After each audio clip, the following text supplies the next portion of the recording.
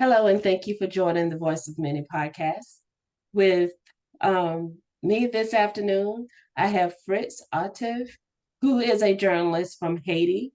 He is here to continue his session with us that we had started earlier, and to give us the true meat, the true background of Haiti, the history. And we ask that you please go back and watch and listen to our first recording together. You will really be enlightened on how hard life in Haiti is as far as education, being able to surpass all the different obstacles that are put before you in order to just be able to achieve a college education. So without any other hesitation, I want to go ahead, Fritz, and let you take over from here. So we try and get in as much as we can. So I'm gonna let you go ahead and pick up from where we left off before, okay? It's good evening, everyone. Good evening, Yolanda. It's very a pleasure to get back with you, um, especially on that subject of Haiti. Uh, to those who are watching around the world, I hope that you can glimpse a little bit of the reality, Mhm. what's going on with Haiti, and in spite of everything, a lot of people saying and their own point of view and their own perspectives and not really reflecting the reality on the ground. True, true. Now, there's so much that has happened and transpired since the last time we've had a chance to get together. So, and I want to also uh, wrap your book in with this topic as well, because it's being able to show um, all of us what Haiti is as far as the people in the area itself, the importance, and there's so much is going on. And if you will, just enlighten us on what has taken place in the past 3 weeks. And with that situation, what seems to unfold when it happens. In the past 3 weeks, I mean, to really understand what's going on in Haiti, we need to place it in the context of um, the way the mainstream media sees Haiti. Um,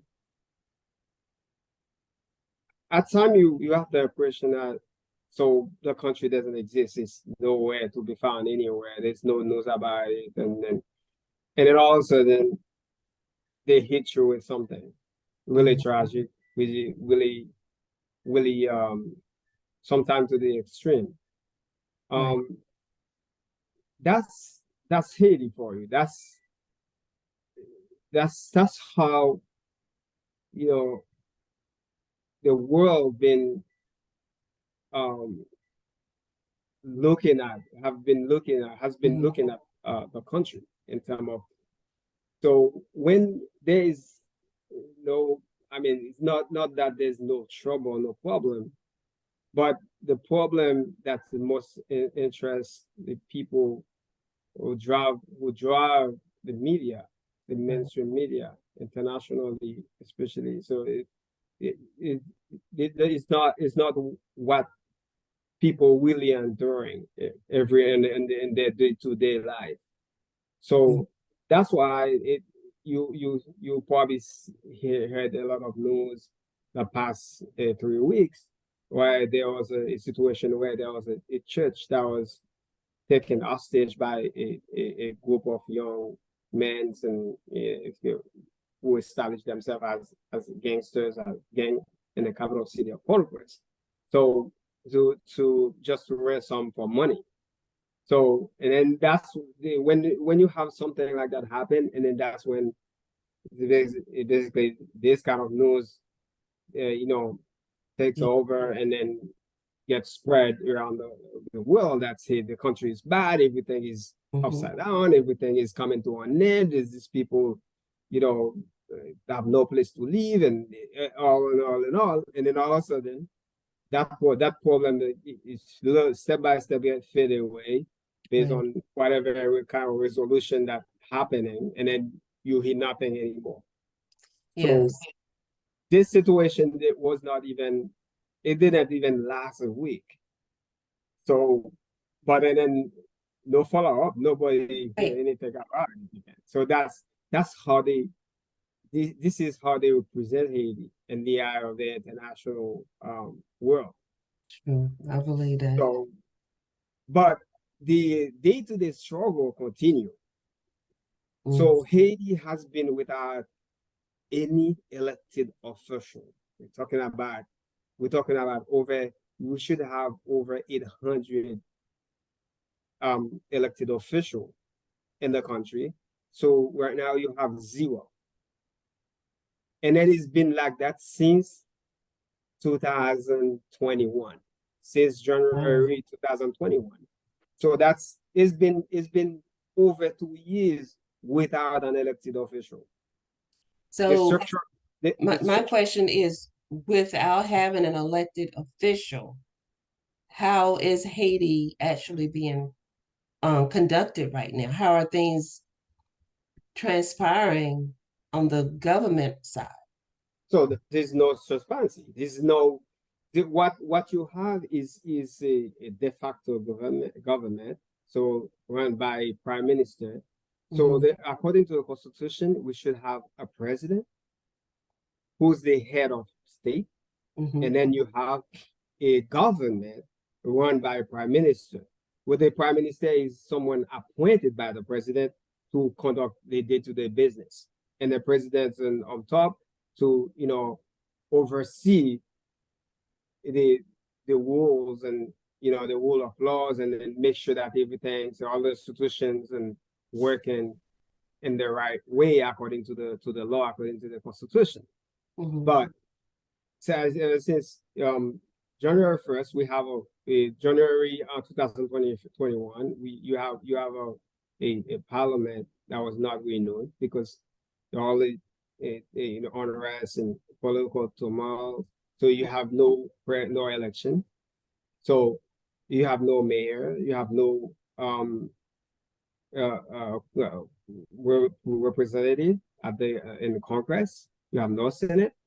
You have no president. The president was assassinated on July 2021, and since then, so you have that de facto prime minister who tried to play the role of president, filling for president, filling for prime minister, filling for judges, filling for mayors, filling for every elected official that should have been in place to run over the country.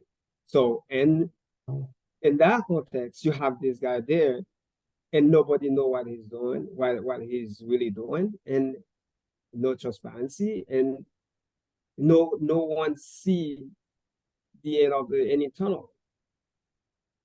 So you know what's going on. So with things taking place, I mean, you have to look at it. Yes, there's chaos.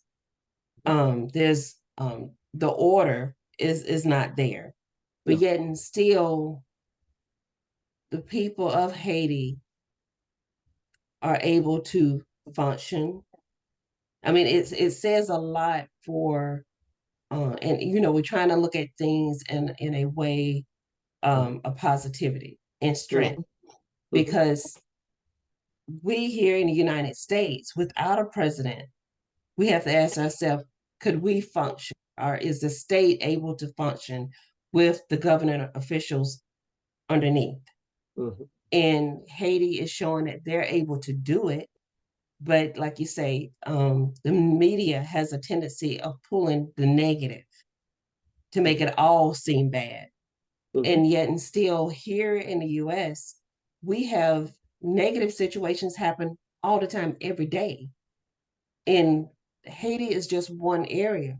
With the United States, I mean, if you look at it in comparison, Haiti is more in control than the United States is to a point. Well, I completely agree with you, Yolanda. If I don't know, I mean, I've been living here for a while now in the US, observing the political landscape and the functionality of things in the US system. I don't know if the US can survive one day without a president. See, Or even Congress for that matter. If Congress become absolute, obsolete for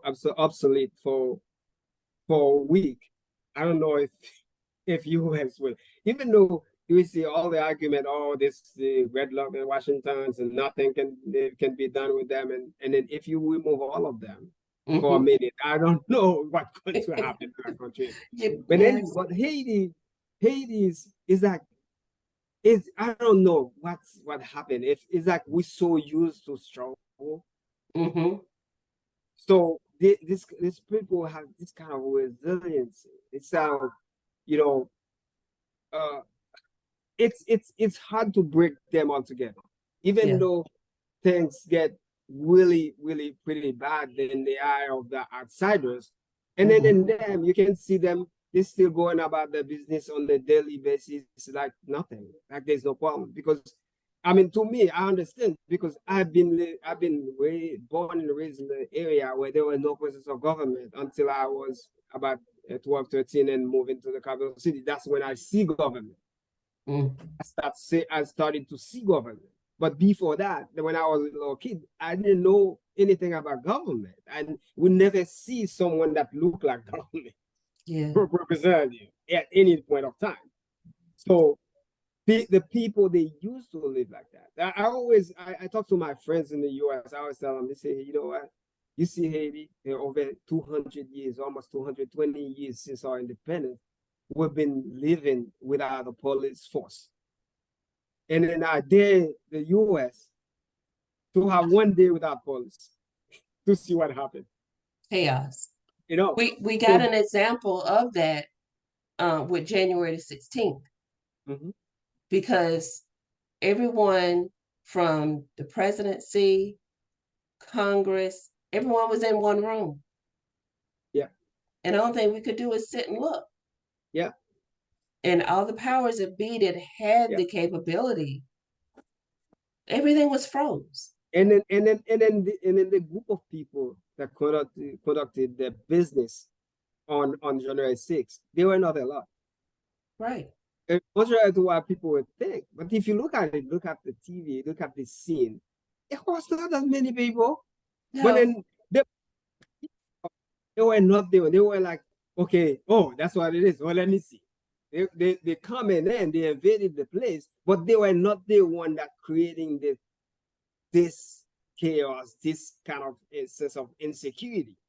It was a few people that prepare themselves with tactical gears and all things to come in and to disrupt things. And then the mass of people follow them. Right. But and then you saw what happened. So what happened? It's to me, in a sense that the US is more vulnerable than a country like Haiti, because if Haiti been surviving, I mean, you got over 11 million people living. Even though you see people migrating everywhere, Europe, North America, South America, but then you still have a lot more people back home that still, living their life. They're still struggling, they trying to make ends meet and through the struggles and all that, and still living their life in the country, even regardless of it. No government, no police, no army, nothing. Everyone living, and you don't find 1,000 body on the ground every morning you wake up. That's right. Yeah, right. because a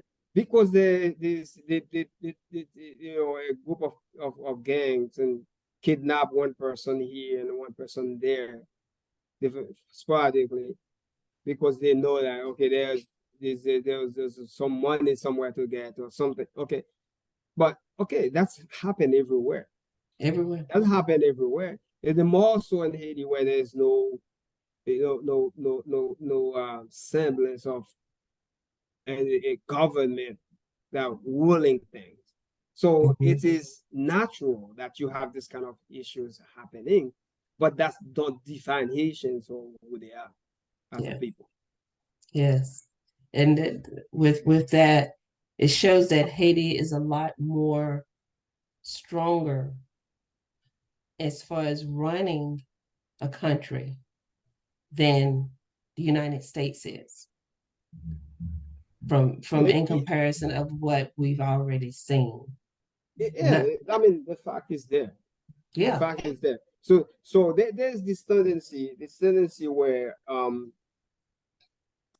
to because we have we have the lack of all these different elements like to compare ourselves as a country to a country in North America like Canada like US like some Western Europe etc.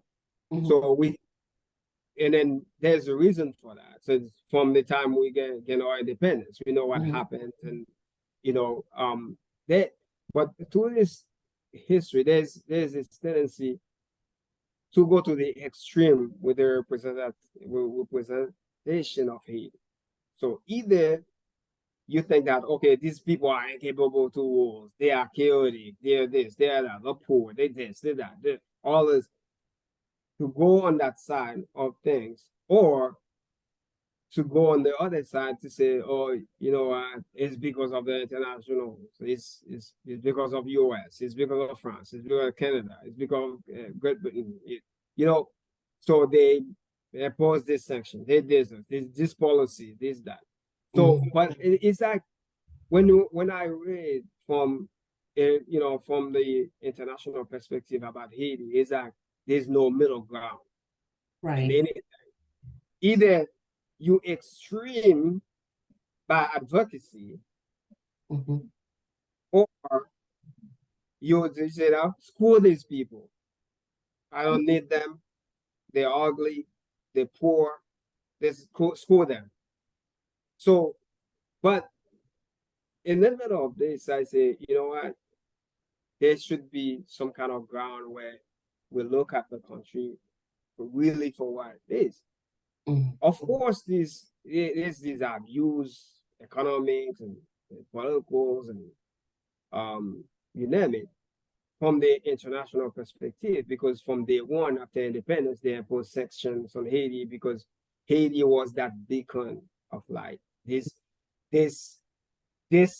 place where the new world order started with the slave revolution.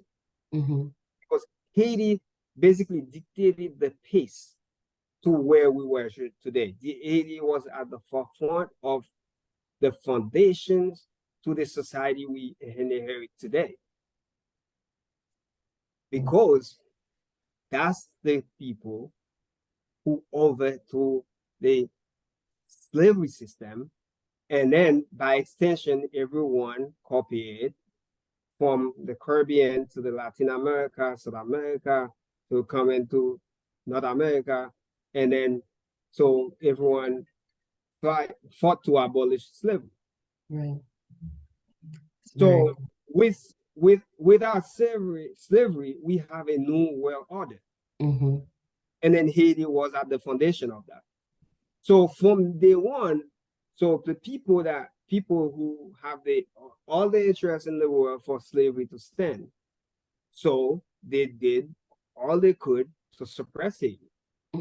So this is a fact, and this is a reality in history book. Nobody can erase that. But some people don't want to talk about it. They don't want people to hear about it.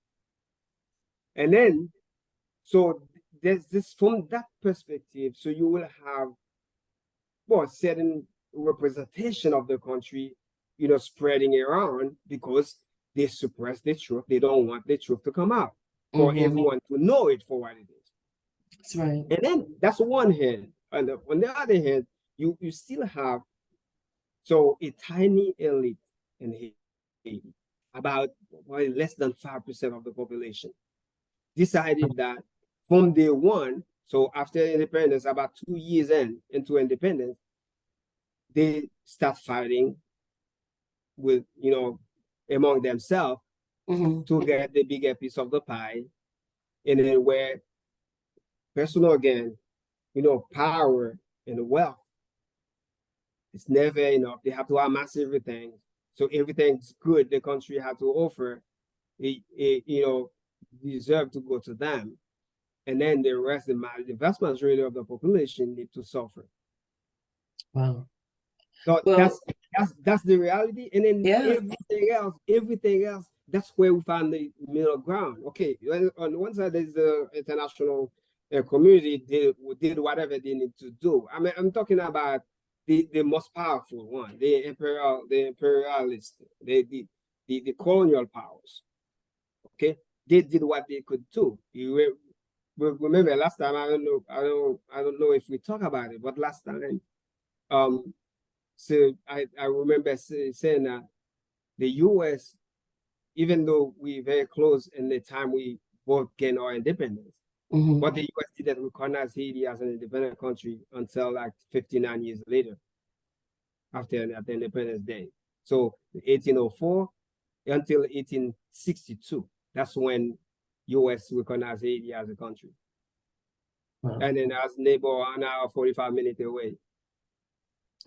Well, we're gonna come back here shortly, and we're gonna talk about what can be done to help Haiti, and also how your book also impacts and opens up the door with even more knowledge about Haiti.